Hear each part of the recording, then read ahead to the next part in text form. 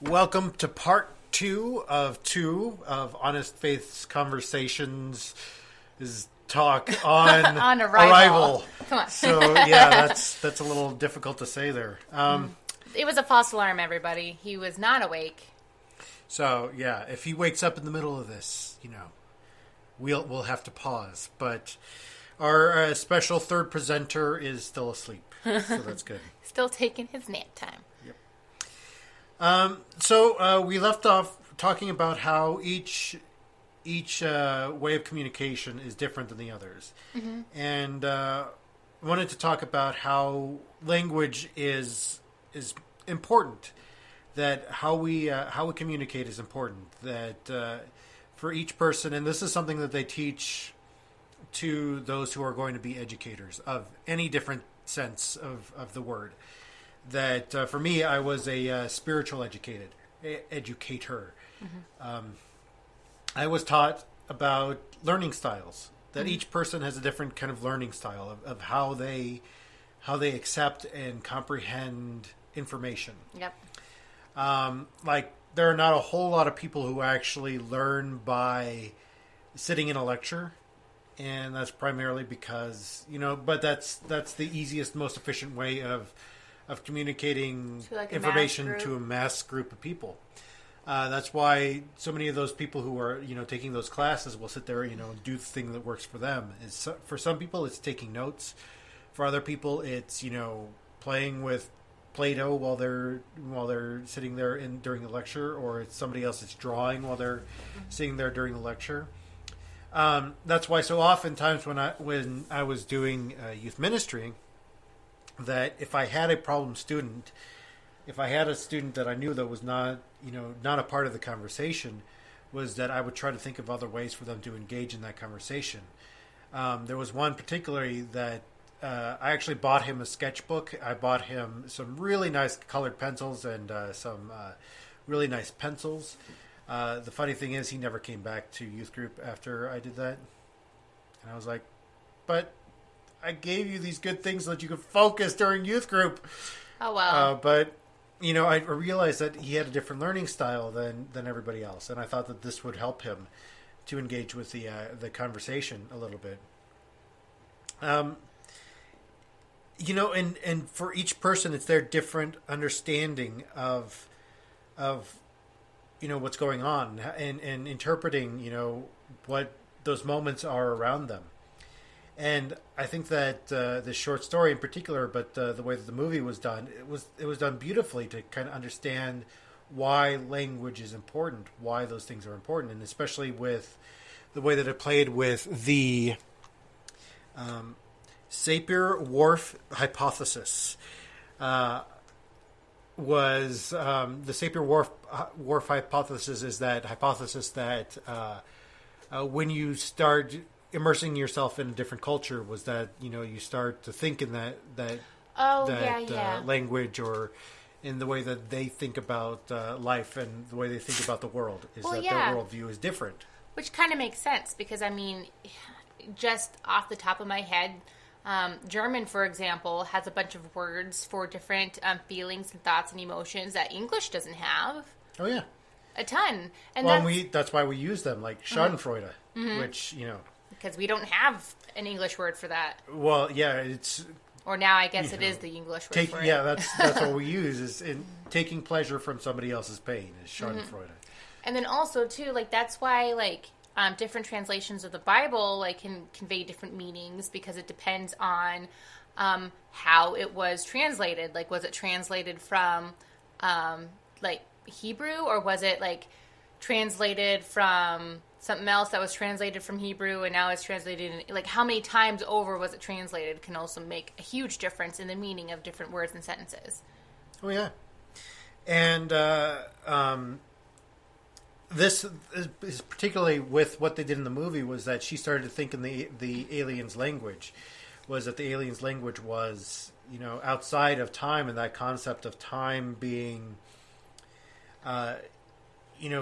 more fluid rather than, linear or, whatever it is, that it's more kind of ambiguous, which, our other three dimensions that we view things in, they are sort of ambiguous. And I mean, they're that when we tend to think of things in a fourth dimension, it kind of gets a little weird and wonky. That's when you get into brain hurting territory. Is that if I were to trees are kind of stationary in their fourth dimension. Are kind of stationary. Trees besides typically don't growing up, okay, but they don't really move in the other dimensions because they're kind of planted in their ground. Yes. But in the fourth dimension, that's the only way that they kind of you see a difference in them is over the course of time, and a lot of time for many trees. Yeah. And so that was my first go-to with that, but that was probably a bad way of thinking of fourth dimensionally, and that's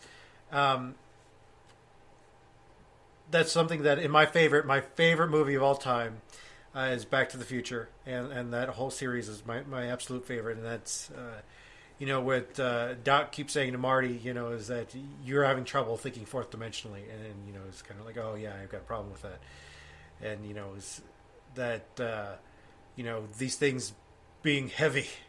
Anyway, and that's the way that she begins to think of everything that is fourth dimensionally, and she's able to pull from the future and the past and all this other stuff. Yeah, but the thing is, she doesn't realize that she's doing it at first. Yeah. I mean, you don't realize that she doesn't know who this little girl is until she actually says, "Who's the little girl?" Like, yeah. She doesn't. That's when I was like, "What?" Yeah, she went, "What?" And I said, "I thought so." Because about halfway through the movie, I was like, "Wait a second, this hasn't happened yet, and you haven't seen the dad at all in the movie." Mm-hmm. No, and she doesn't outside of the. I guess they're not really memories. Yeah. Even though, in the course of the movie, they're shown to us to make us think that they're memories. Outside of that, she never talks about her. She never brings her up, and us as an audience are led to believe, well, maybe this is really new to her still. Maybe she just passed away and she's still grieving. And if any of you have ever experienced the loss of a loved one, sometimes people like me, when I experience loss, I don't want to talk about it. I would just rather go on with my day and just keep on trucking, because if I sit and I think about it, then that's when I can't stand it. So I was under the impression withdrawn that, and aloof. Yeah, I was under the impression that she was more.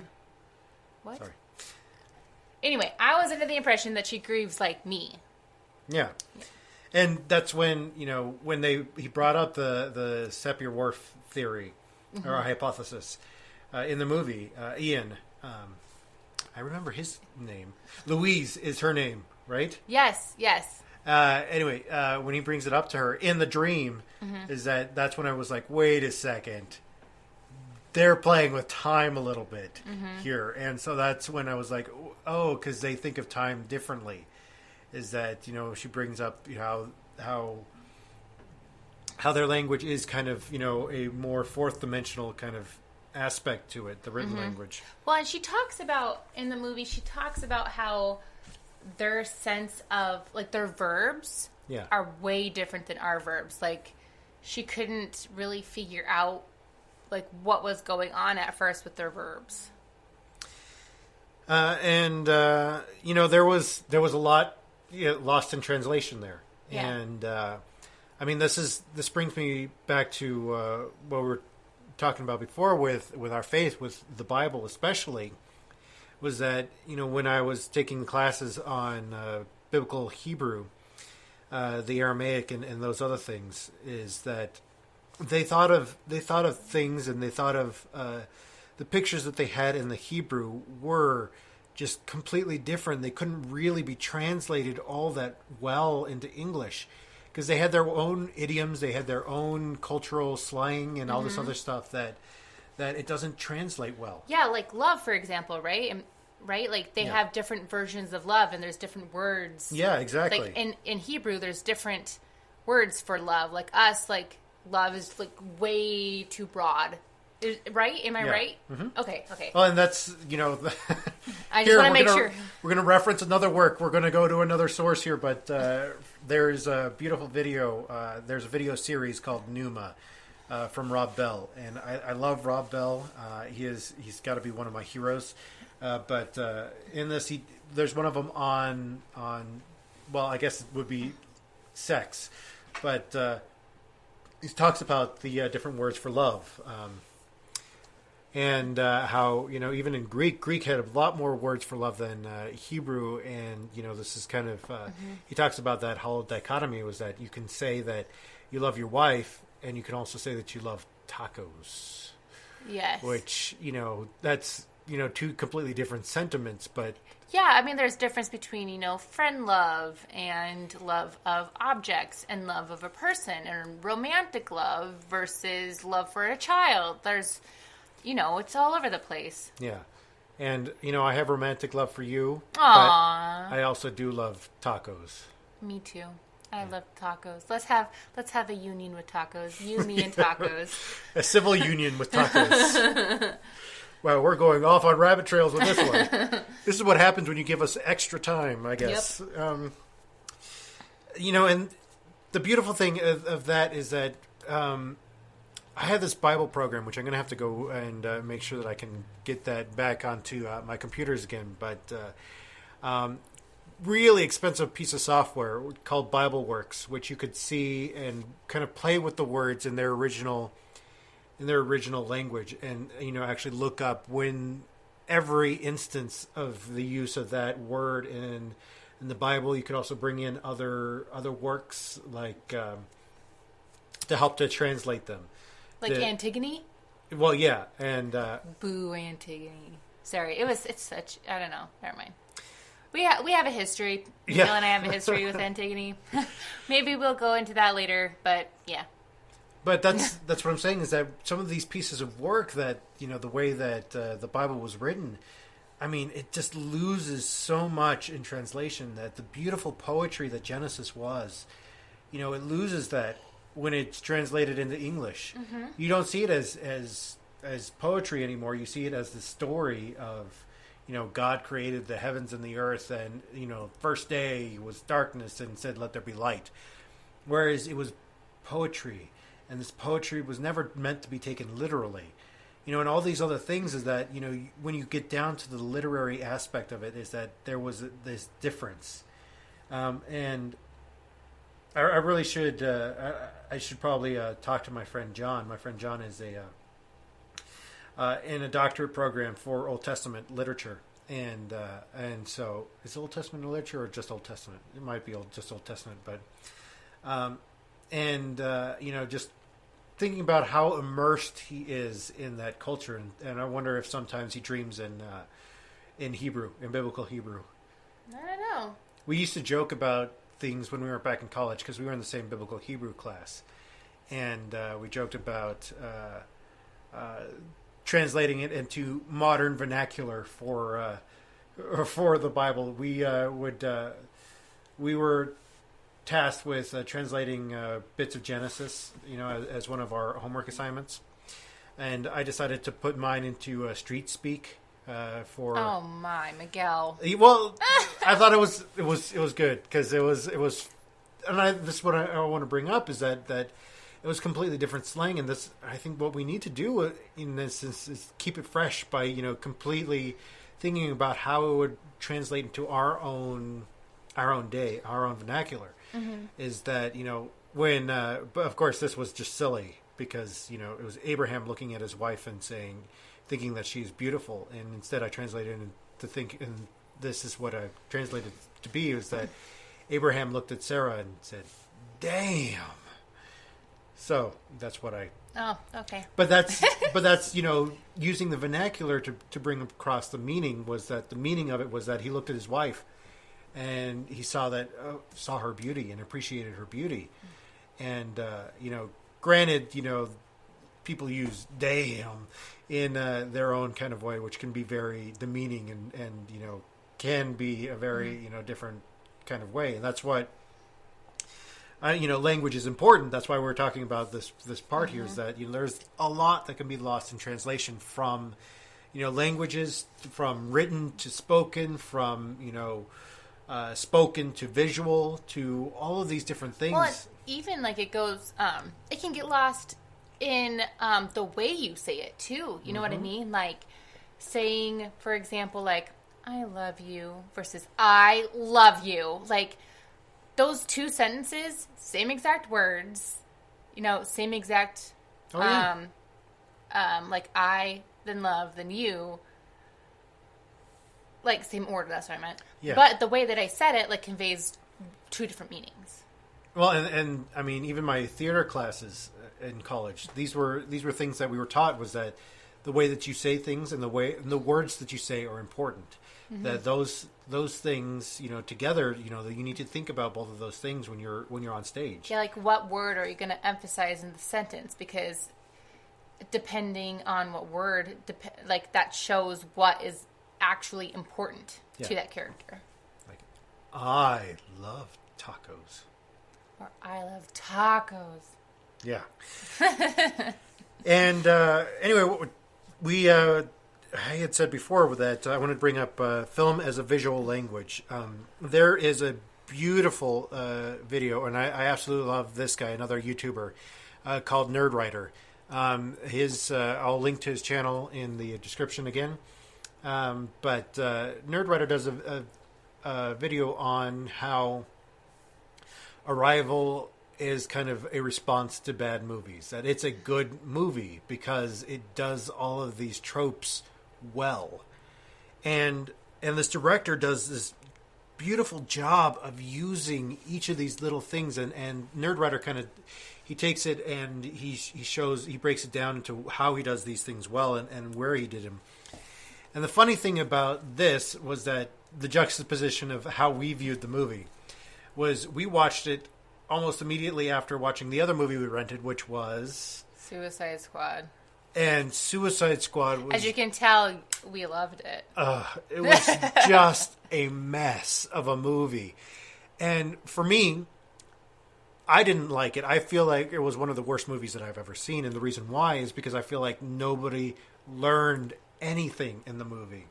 It's the same reason why I do not like The Devil Wears Prada, is because nobody learned anything. And there was no consequences for anybody. Except for the Enchantress, but this is the thing about that, is that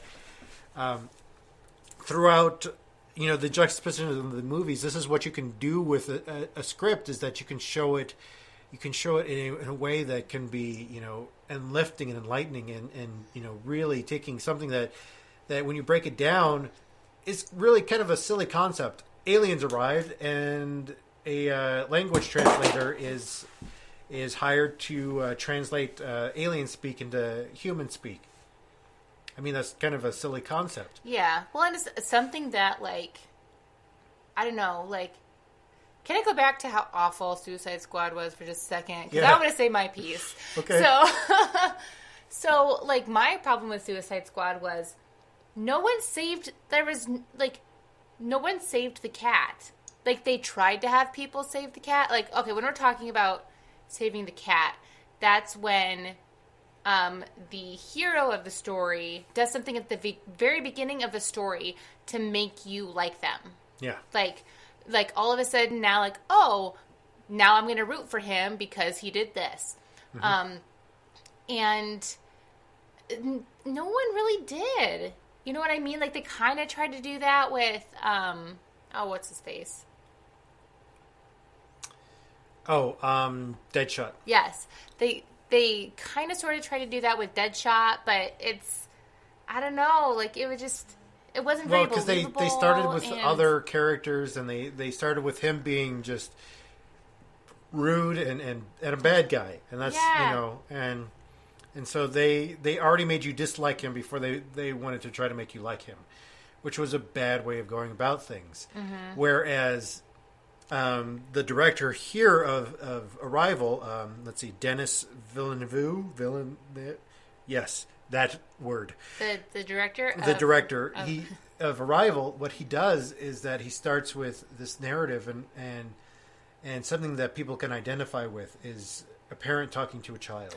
Oh, you know what else did this well for a villain and made us kind of like him? Sandman. Is it Sandman? No, not Sandman. It's Spider-Man. Oh, yeah, the third Spider-Man. Yes. Yeah, it's Sandman, I think. Yeah, anyway. But yeah, well, he's a villain, but you also felt for him, so you can do it. Yeah. You can. I mean, by the way, obviously, the third Spider-Man in that series was the worst of the Spider-Man, but... Spider-Man? Like Spider-Man. It's one word. Like it's his last name, Spider-Man. Yes. He's going to be your accountant. Peter Parker Spider-Man. Yep. Shush, I'm tired and I'm tired. That's all I have to say.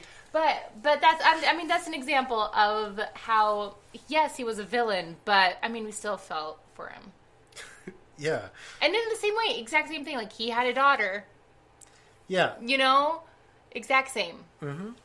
And I mean, it's a common storytelling trope is you doing that really small thing that makes you identify with that person.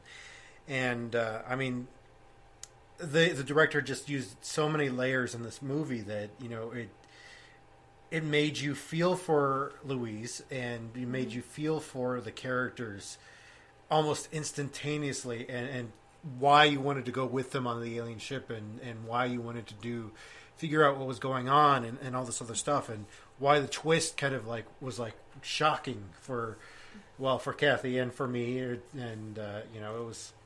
I'm sure other people thought it was. Oh yeah, I'm sure they did. But communication is important, and this is the thing that I was trying to say, is that for me, the way that I learned so many truths, I think, and this is I brought this up in the very first episode of our series here, was that the way I connected with God was through the movies. Was by how I learned so many essential truths, how I found faith, how I was driven to want to be better was through movies. And why I own so many movies on DVD and Blu-ray and now digital is because... Which, by the way, thank goodness for digital, or else our house would be overrun with movies. Yeah, we would have many, many bookshelves of movies. We already have many bookshelves of movies. Yes. As, you know, that, you know... For me, that was my communication style, and this was something that, you know, I learned these truths about God through media, and that's why I want to talk about them here in the show, is because, you know, this for me was my communication method, and this is what the director does beautifully with this movie, is that he understands the beauty of movie and the communication form, and he does it as an artwork, and I think if he's nominated for Best Director, I think he should get it. I haven't seen any of the other movies that are nominated, so... Even though I really want to. I really, really, really want... Oh, I hear fantastic things about Moonlight and La La Land, even though I also hear that La La Land is primarily about making movies, and so it's, you know... Kind of like a shoo-in. Yeah. Hollywood loves to give awards to themselves, which is basically what the Academy Awards are anyway. But yeah. I don't know, because La La Land is a musical, right? Is yes. that yes? I don't know. I'm a little over musicals. Yeah, I don't have I said that before on this podcast? Not on the podcast. I don't think. So again, we have a background in theater, and I have it's almost on the level of hatred for musicals. I have not listened to a single song from Hamilton. I know people are going to be up in arms over this, but I have great respect for the writers of musicals, and especially the ones that bring social commentary to stuff that's happening now. Yeah. However, people write musicals and produce musicals mostly and solely to make money. Mm-hmm. And you should want to do it for the art of it. And sometimes when you make art, you don't make money. I mean, that's just kind of the life of the artist. And they're more focused on trying to appease the lowest common denominator that they kind of push aside. Yeah. other. Well, maybe we should have saved that for the controversial issues segment. Oops. Was that Sorry. musicals are the lowest form of theater, in my opinion? But Yeah, I mean, not all musicals. Again, like a lot of there are musicals out there that do like bring up. oh yeah, well, considering that ever since 45 was elected, songs from Les Mis have been running through my head. Yep. Like almost every day, a song from Les Mis will come up. So, yeah, but there are some that are just bad, and that's why the producers High School Musical. yeah, but that's why producers was so funny, and that's why it is Yeah. such a good piece of satire, is because they knew what was bad theater, and they were trying to make it bad theater, but everybody loved it. Yep. So, Bring time for. Sorry. Continue. speaking of controversial issues, it is that time to bring up that segment, and since we are, almost going to be talked running a out of lot. time. Yeah, Yeah. we're filling both episodes of Jam-packed our episodes. 2 parts here. So, my very first thing is that, considering that we think this, is that a lot of the times, and I think this is especially nowadays with what we were talking about, was we kind of put ourselves into these echo chambers where we only listen to people who agree with us, and this. Especially now. Like, Oh yeah. Like, how many people do you know, like, just did a total, like, clean sweep of their social media, got rid of every single person who ever disagreed with them ever because of the political climate recently? Oh yeah, and this is huge right now, especially, on almost these silly little things. And granted, let me preface this by saying, I do not agree that you can say something is a joke and just get away with it. Like, I can name like several like YouTube stars about why, them saying, "Oh, it was just a joke. People should get over it." Like, let's see, what is his name? The one guy who basically assaulted women on the street and was like, "No, it's just a prank." Yeah, I can't remember. I know who you are. I know who you're talking to. About. Sorry. Oh my gosh. Sorry, But- everybody. I'm getting a little tired, so my words are getting mixed up. Or that video of the guy who kidnapped his friend. Oh yeah. And pretended to murder another friend in front of him. Like, what? Like, if I was that friend, if you kidnapped me, and if you, that kind of shit gives you PTSD. Oh yeah. Like that is not something you should joke around with. Mm-hmm. And that video really pissed me off.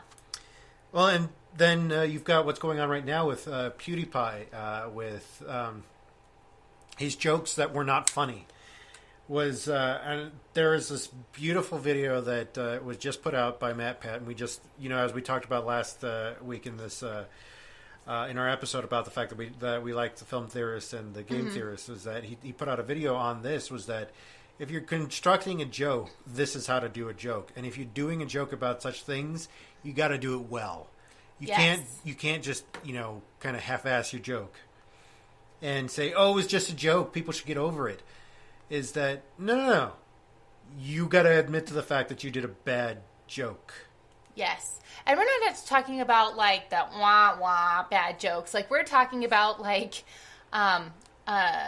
okay, so basically going back, if you don't know what PewDiePie did, essentially the jokes involved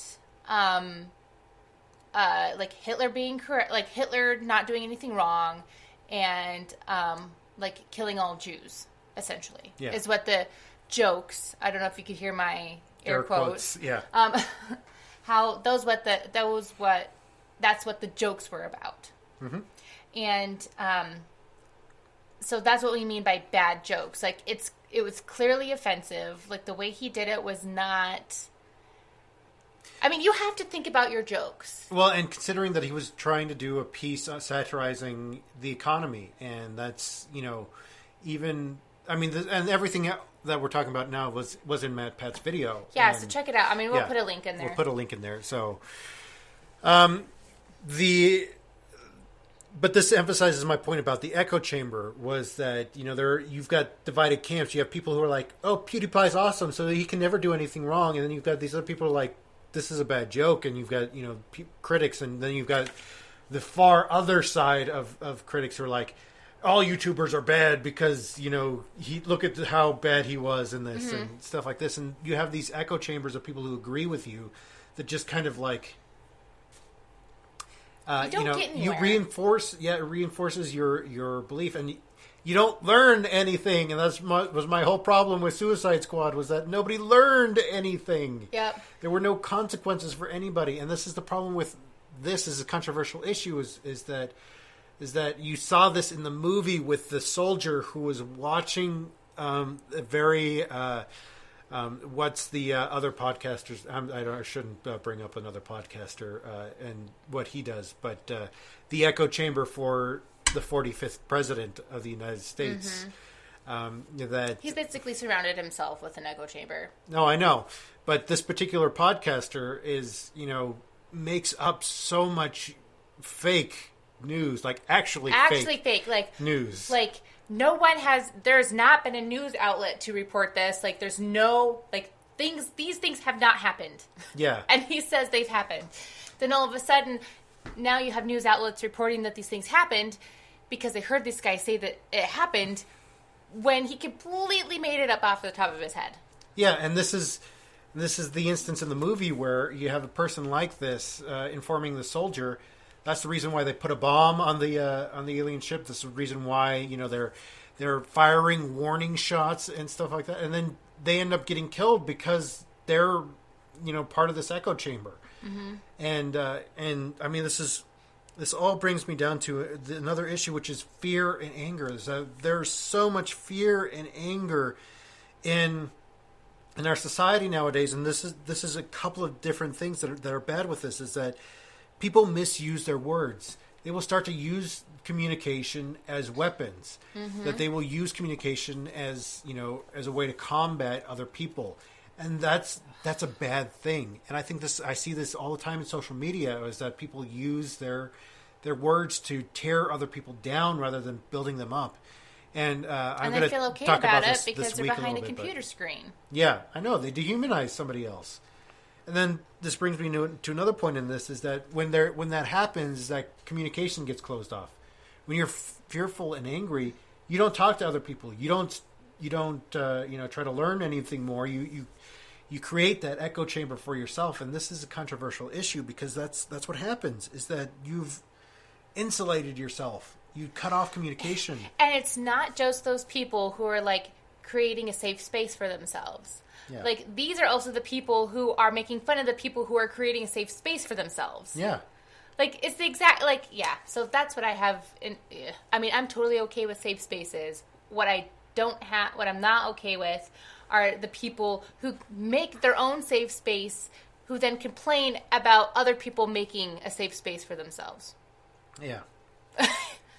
And the thing is with those safe spaces as well. That's the issue that I have with the whole trigger warning things, is that trigger warnings are not meant to be there to coddle people. They're meant to be there to say, "Hey, brace yourself. Yeah, We're going to bring this up. We're going to talk about this." And so many people misuse that and be like, "Oh, I'll be triggered by this, so I shouldn't go." No, you should go. You be part of it. It should help you to grow in the moment. In fact, you might actually bring something to the conversation that other people might not think about because you have experienced this. Exactly. And that's a part of this movie, because as we said before in our last part of this episode, was that thinking about time differently, is that treating each moment as a moment, as giving it the full weight of a moment rather than whatever. Is that thinking, oh, how is this going to help me in the future, or how is my past going to be the past, and stuff like that. So anyway, we've talked about a lot, and these. I don't know if any of it made sense to anybody, because even after all of that, I'm going, what? What was I talking